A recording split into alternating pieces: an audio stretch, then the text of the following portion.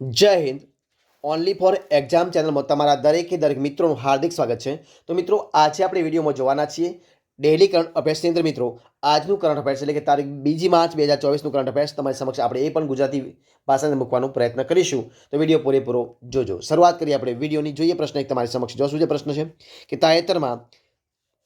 તાજેતરમાં થયેલ ઘોષણા મુજબ કયા વર્ષ સુધીમાં અંતરિક્ષમાં ભારતનું સ્પેસ જે છે એ સ્પેસ સ્ટેશન રહેવાનું છે એટલે કે રહેશે? તો જોઈએ આપણે તમારી સમક્ષ એના 4 ઓપ્શન છે. 2023 સુધીમાં, 2035 સુધી, 2042 સુધી, 2040 સુધી. તો જવાબ શું આવશે મિત્રો? જવાબ આવશે ઓપ્શન બી, 2035 સુધી આપણું જે છે સ્પેસ સ્ટેશન એ ભારતનું અંતરિક્ષમાં રહેશે. જવાબ આવશે ઓપ્શન બી, 2035. આગળ જે પ્રશ્ન આપણે કે પ્રશ્ન જો કયો છે કે તાજેતરમાં પ્રશ્ન છે કે તાજેતરમાં કયા કેન્દ્રીય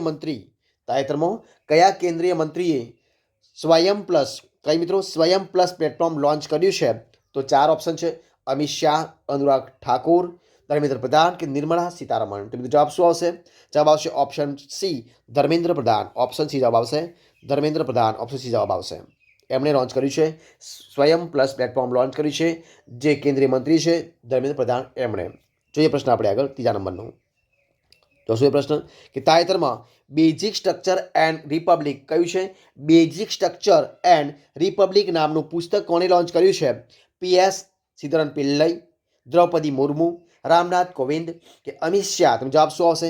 જવાબ આવશે મિત્રો ઓપ્શન એ જવાબ આવશે, PS શ્રીધરન પિલ્લઈ. શું આવશે? ઓપ્શન એ જવાબ, PS શ્રીધરન પિલ્લઈ જવાબ આવશે ઓપ્શન એ જવાબ. આગળ જે પ્રશ્ન આપણે કે પીએમ મોદીએ કઈ જગ્યાએથી વિશ્વની સૌથી મોટી અનાજ સંગ્રહ યોજના શરૂ કરી છે?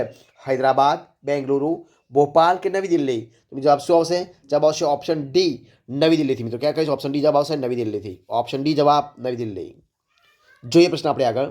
તો શું પ્રશ્ન છે કે ભારત સરકારની મહારત્ન કંપની એનટીપીસીના ડાયરેક્ટર ઓફ ઓપરેશન તરીકે કોની નિમણૂક કરવામાં આવી છે? મિત્રો એમાં પણ જો તમારી સમક્ષ 4 ઓપ્શન છે. દિનકર જોશી, અમૃત ભટનાગર, AS રાજીવ કે રવિન્દ્ર કુમાર. જવાબ શું આવશે? જવાબ આવશે ઓપ્શન ડી, રવિન્દ્ર કુમાર. શું આવશે? ઓપ્શન ડી જવાબ આવશે, રવિન્દ્ર કુમારની. ઓપ્શન ડી જવાબ. જોઈએ પ્રશ્ન આપણે આગળ. શું છે પ્રશ્ન કે તાજેતરમાં પ્રસિદ્ધ તવી મહોત્સવ મિત્રો કયો છે?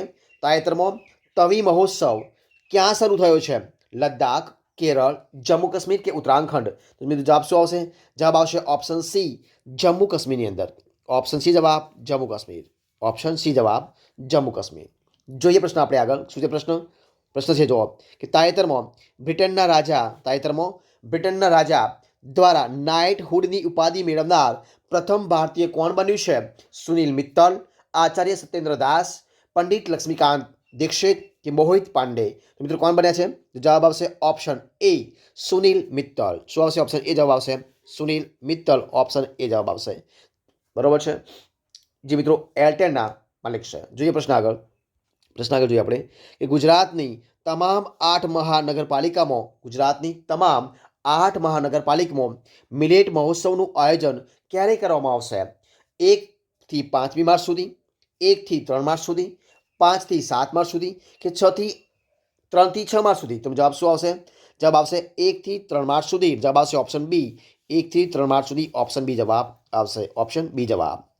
જોઈએ આપણે પ્રશ્ન આગળ. જો શું છે પ્રશ્ન કે કયા શહેરમાં આવેલી ધીરુભાઈ અંબાણી ઇન્સ્ટિટ્યૂટનું નામ બદલી ધીરુભાઈ અંબાણી યુનિવર્સિટી કરવામાં આવશે? તો જો મિત્રો 4 ઓપ્શન છે. જો શું છે? ગાંધીનગર, અમદાવાદ, જામનગર કે વડોદરા?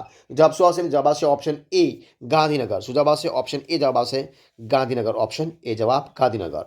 જોઈએ આપણે પ્રશ્ન આગળ. જો શું છે પ્રશ્ન કે તાજેતરમાં ઇન્ડિયન એસ્પેસ શું આવશે?